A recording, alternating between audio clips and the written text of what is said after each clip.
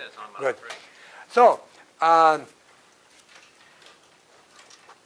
I will show you the definition and that one main theorem about equivalence relations. But generally, the idea of equivalence relation is they are kind of little loose equality. What do I mean by a loose equality? Generally, objects are equal only to themselves. But for sometimes you can say, oh, those objects, I'll treat them for my needs, they are almost the same, you know. And that's when you say they are equivalent. For example, here's one example in Calculus 3 that without this language of equivalence relation is even hard to explain. Can you tell me what is a vector? It is a quantity with direction and magnitude. Okay. So, can you give me something more tangible? No, that was the idea. Yes, people wanted something with direction and magnitude. And the best candidate was take 2 points, A and B, and then take a segment and say A is the beginning point, B is the ending point, and we draw it like this. And that's the definition, but that's not exactly. This is not a vector. This is called oriented segment. Why? Because all the points between A and B, oriented segment. But what if I draw this one? Is this the same oriented segment? No, it's not, because it contains different points. But would I like to consider them to be the same as vectors, yes or no? Yes. So what is it? I say, oh, take all these oriented segments, and since they all have the same direction and magnitude, that's the only thing that I care, consider them as being the same. Do you agree? So that's like, they're not exactly the same, but for my purposes, I'll consider all of them the same, where this one would not be the same. Do you agree? So what is it actually? I'm promoting them to be equivalent. So I'm saying, if 2 oriented segments have the same magnitude and direction, I'll consider them the same. Basically, you can consider the same object only to itself. Then I'll say what? If AB and CD have the same magnitude,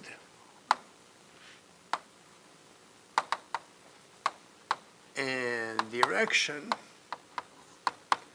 we'll say that AB is equivalent with CD. Usually we write equivalence relation with 3 lines. So they are not equal, they are just equivalent, or sometimes people write it like this. AB is tilde CD. So for my purposes, I will consider them to be the same. And so what is important when I want to do that? When I want to say things are more or less the same, loosely the same, whenever I want to think of it that way, that relation must be reflexive, symmetric, and transitive. And that's what relations of equivalence are. Relation that has properties 1, 2, and 4 from a minute ago is called equivalence relation.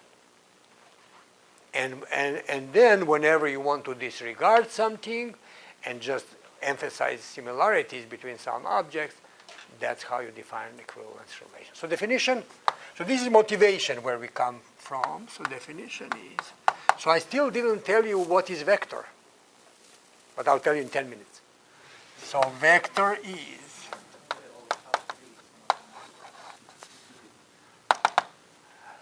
all right, so definition, if I have a relation R on A square, which is what?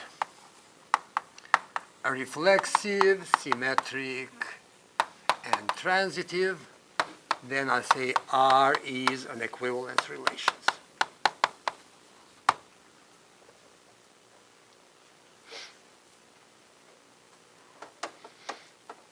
What do we mean by that, A squared? Oh, because that's how we define a relation, because they are pairs, A cross A. Okay. So just pairs of elements, some of them are in, some of them are not. All right. Let me now go back to the relation that we just analyzed before the break, and that was congruent modulo 6. So once again, we said M, example, M congruent with N modulo 6. Is that equivalence relation, yes or no? Yes, we just did that before the break. It is an equivalence relation.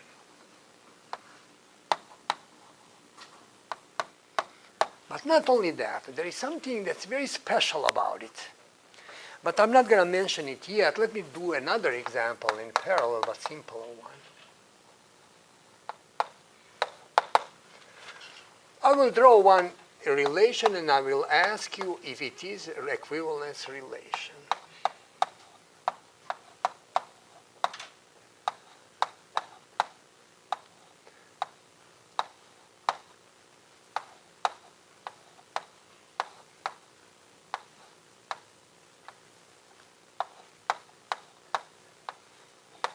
Oh, it's unreadable now.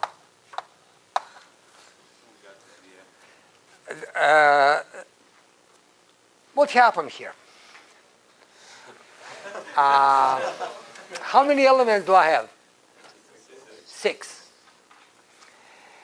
First, is this relation reflexive? Yes or no? Everybody has that little loop. Now I will erase loops. So everybody has a loop. I will erase them so that they don't burden the picture. So it is reflexive. Is it symmetric? That's easy to see. Whenever there is an error, error is returned. Is it transitive? Yes. Yes, the only place where I have a triangle is here, but here nothing can fail because everybody is connected to everybody. Do you agree? Together, of course, with those loops. So is this equation equivalence relation, yes or no? Yes. But from this picture, you can also notice something, and that's the crucial theorem for this section. And that is what happens here.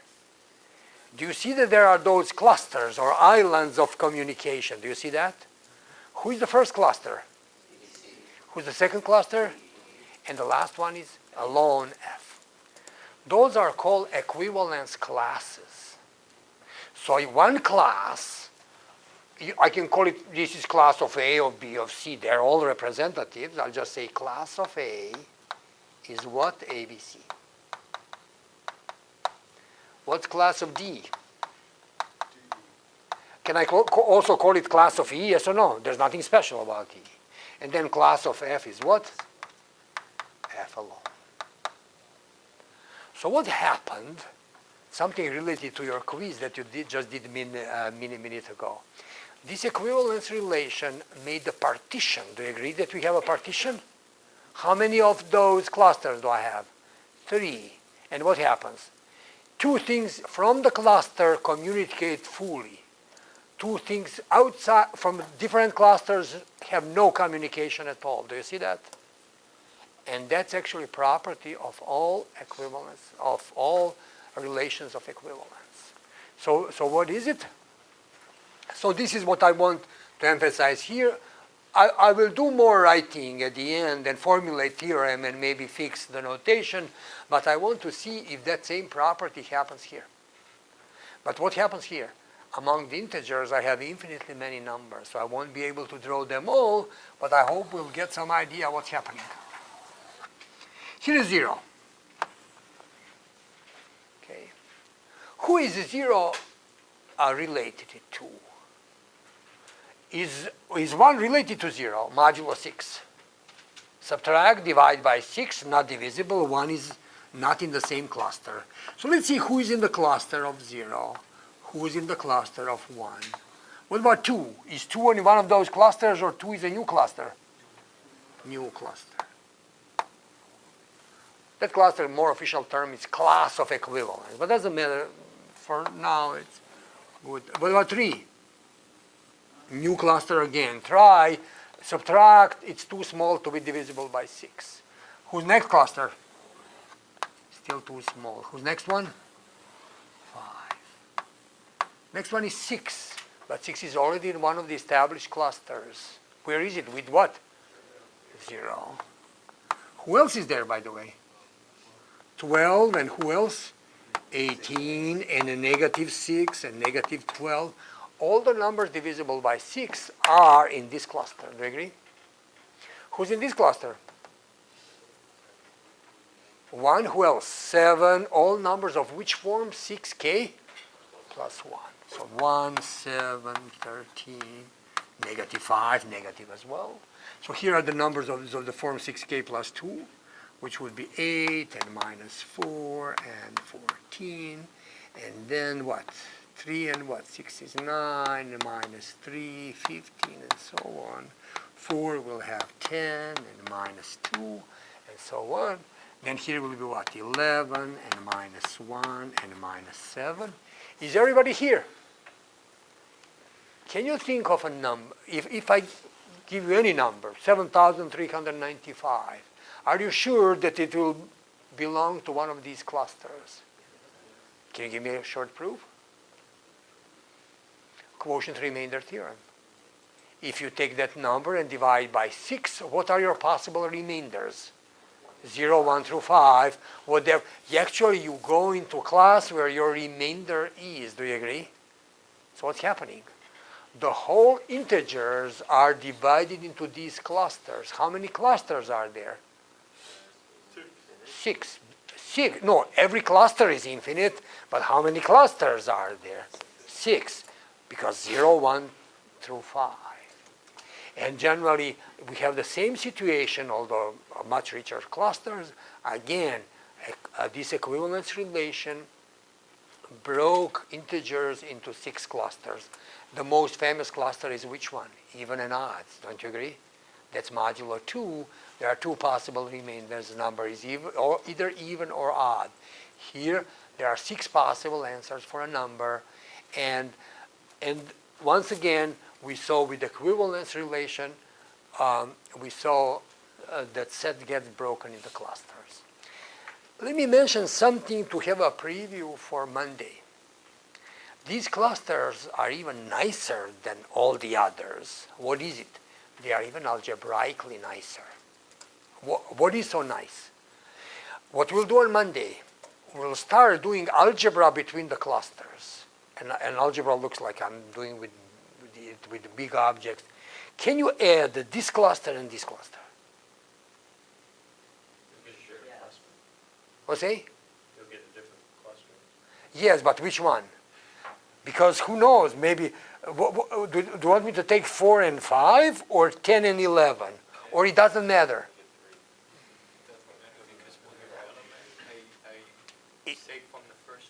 So whoever I take from this cluster and whoever I take from this cluster, choice of representative will never influence which cluster I get into. And then on Monday, we'll do little algebra between the clusters, and those are congruencies and calculations modulo, and you will see how powerful results we'll get, and some coding and nice beginnings, ideas of cryptography. So this will be a very, very powerful idea, because those clusters, not only that they are divided so nicely, but also we'll be able to do some very nice algebra with those. But that's the reason why we are studying this so much. But generally, what are the clusters here? So, if I look at all these vectors that I drew, are they all related, yes or no? Yes. Do they belong to the same cluster? Yes. What's the name of that cluster? Vector is a cluster of oriented segments that share the same magnitude and direction. And here is a precise mathematical definition. Nothing's left. So, among all of those, we just disregarded everything else. We just care for their direction. So, vector is an equivalence class. That's official term for cluster. Equivalence class of oriented segment which have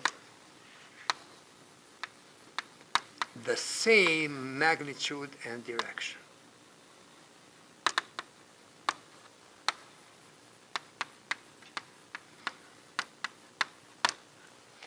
And the same way as here, I said, oh, pick whichever two you want to add them up. When we deal with vector, we say, oh, maybe I'll start it from the origin, or maybe I'll start it from somewhere else in the space. It's considered to be the same vector. Do you remember that? So that's exactly that construction of cluster over equivalence classes. So after these examples, let's generally make a few definitions.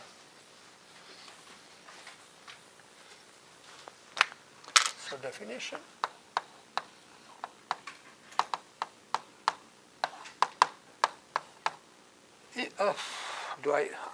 I forgot which symbol I used, tilde.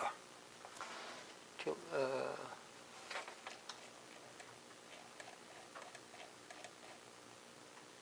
okay. If tilde, that's a common symbol that we use for it. If tilde is an equivalence relation,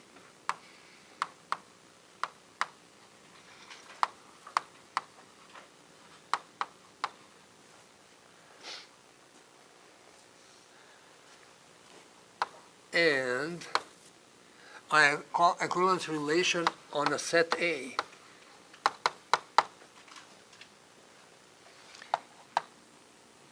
and the little a is an element of A, then equivalence class of A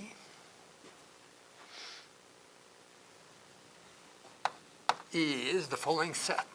This is how we'll denote equivalence class. A in the brackets. So who's your cluster? How would you describe a cluster of an element? Everybody who's related to me. It's set of all B such that I am related to them.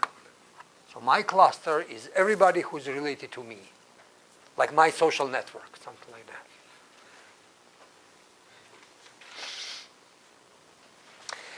There is a little thing missing in this notation, and that is, you see that tilde symbol is nowhere here to show which tilde are used. So maybe I should do a little tilde here to say that, which tilde was used. Maybe someone uses, I start with congruence modulo 7 and congruence modulo 15, so which equivalence class did I use? So it should be somewhere in the notation, but we don't use it. Just we say from context, we know what we are dealing with. And then what? Here is an interesting property. So property.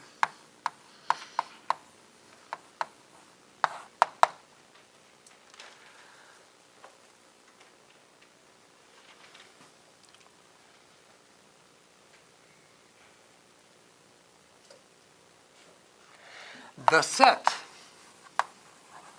of equivalence classes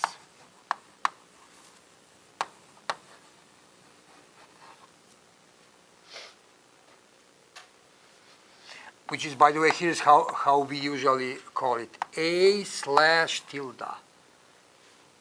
So what's that? Set of clusters. Set of clusters when A belongs to A constitutes a partition of A. A partition of A. Like the one that you had on the quiz. That's a big theorem.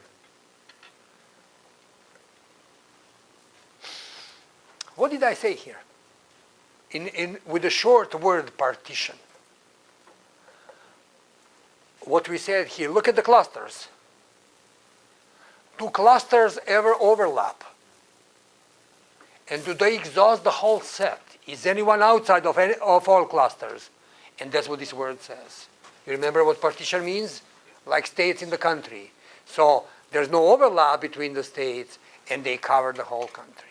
So equivalence classes are disjoint, and they cover everything. Why is that true? Proof is fairly easy. Pick any element A from A. Why does this element need to belong to one of the clusters?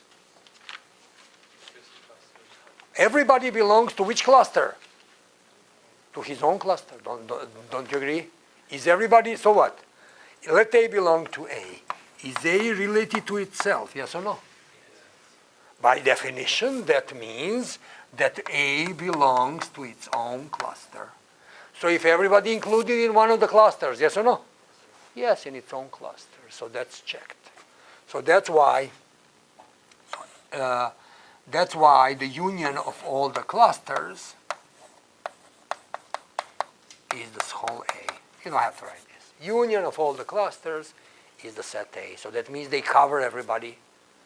So nobody is left outside of the cluster because for simple reason, it belongs to its own cluster. Here is a little trickier part. So they cover everything. Why are they disjoint? Why are the clusters disjoint? Why are the clusters or the classes disjoint?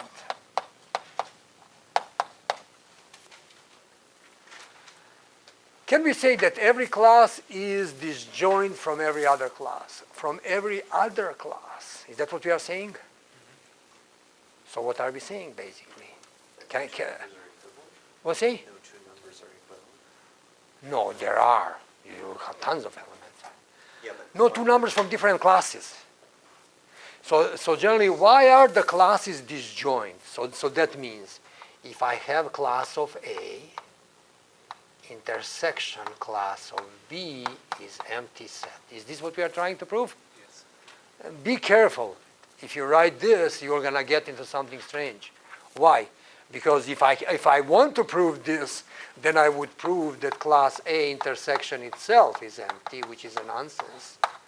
So what? This is only true if you have what? Two different classes. So I wrote a little different proof in the notes, but this one is hopefully. So let's say that A and B are two different classes. So let class of A be different from class of B. And I want to show, and this is nice exercise in proving, need to show, so that's what I'm assuming, need to show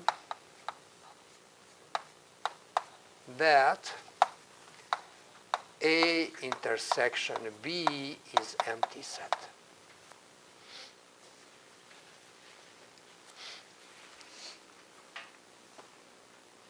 So two different classes must be disjoint.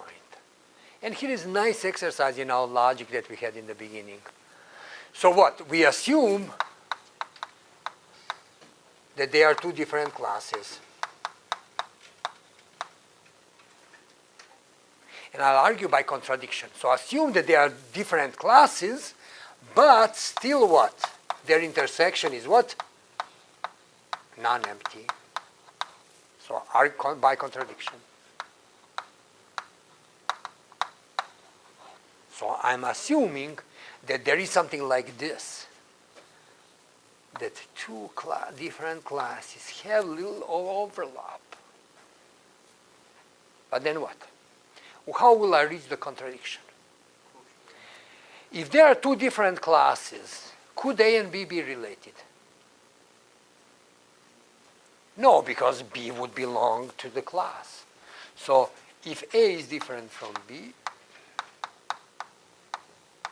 implies that the B does not belong to class of A, implies that A is not related to B. So I'm crossing this. A is not related to B.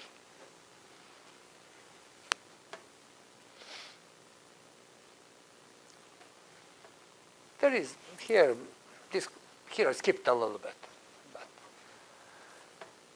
So from two different classes, obviously elements themselves cannot be related. So what? Assume now that A, so if A intersection B is non-empty, there is an element C from there. So that means what? C belongs to class of A, and C belongs to class of B. If C belongs to class of A is related to C. If C is class of B is related to C. What can I conclude from there? Exactly. although I need to flip one for continuation, but symmetric, everything is okay, I'll get A is related to B. Here's your contradiction. A is related and A is not related. So that's kind of a little shorter proof than what's in the book, what's in the notes. So that's why equivalence, transitivity actually provides that the moment when two classes touch each other, they must just become one class. That's a bridge where they absorb one another. So this can never happen, what I drew there. Right, so we're saying that like, it's just one does not equal two, basically, in a way. That like no two numbers are equal specifically, unless they are themselves. Yes, yes, yes. So generally, as I said, either classes are completely equal or completely separated. There's no partial overlap. The moment when they have partial overlap, they get together. So what happened here? Every equivalence class determines a partition, and that's partition in those clusters. Yes? What did you write on the board? Just above your top. This one? Yeah. Tilde crossed. Non-equivalent. So maybe like this is better. Not A. So I just crossed tilde. Well, no one else had that. Want to see? I asked everyone else and they had other things. No. I did this. Tilde, and then I crossed it. Yeah. All right. What else? Theorem works also the other way around. And again, I think we had too much of abstract stuff at this point, but let me mention, so what I showed you here is whenever you have equivalence relation, there is a partition. But the other way around, if I have a partition, can I always make equivalence relation? So for example, so instead of giving you proof, I never accept that on exams, but sometimes in class I like to do to illustrate. If I have a partition, so here that property says every equivalence class determines a partition, but it also works the other way, works in the other direction. Every partition determines an equivalence relation.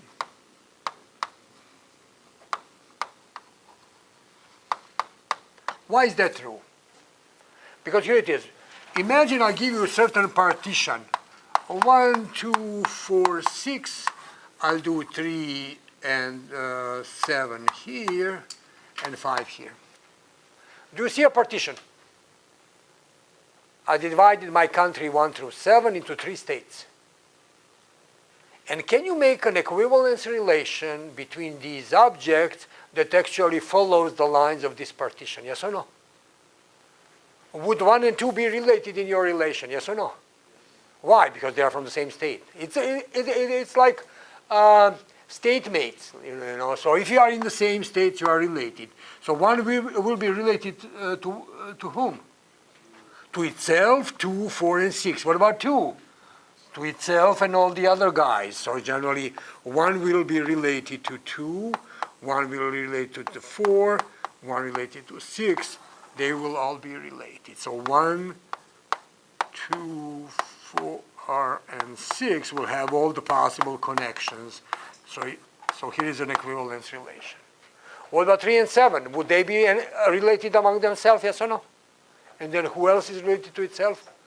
5 alone. So generally, if you, so what is this showing you? That language of partitions and language of equivalence relations are just 2 different languages for the same thing. So you can first talk about who describe relation and check who is related, or the other way around, prescribe who is related and then get a relation. So that's why in mathematics, those 2 things we see as just 2 faces of the same thing. If you see equivalence relation, you immediately know there is a partition, and the other way around, if you see a partition, there is an equivalence relation.